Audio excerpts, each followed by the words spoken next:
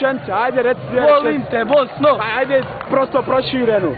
Šta očekuješ? Uništio si mi duksericu. Šta očekuješ narednu utakmicu? Ajde.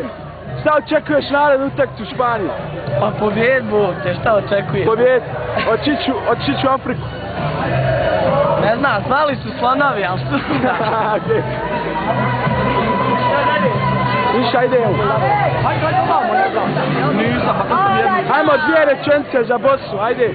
Šta očekuješ od naredne utakmice? Da nam Brazil, da se igramo!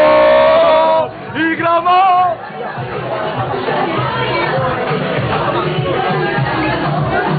Vido, ajde dvije rečenice za Bosnu, ajde. Šta očekuješ od naredne utakmice? Pobjeda, Španija je dole, bola. Hoćemo u Afriku ići. 3-1, definitivno, brate. Pa nemoguće da izgubimo. U Zenici igramo, u Zenici se igra, halo. 3-1 u Zenici. 3-1 u Zenici, bola. 3.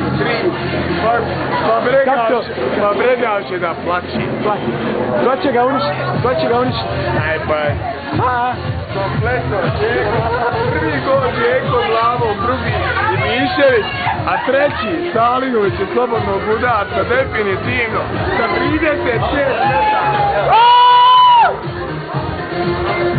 Ajmo dvije rečenice za Bosnu, šta očekujete u narednom meču? Šta očekuješ u narednom meču? U Zencu? Neriješeno. Je li nam dosta to? Dosta, jel?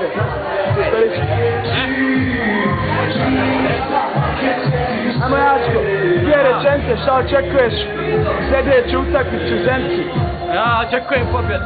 Pobjed, koliko razlike? Pa dvica, dosta. Ajmo, super.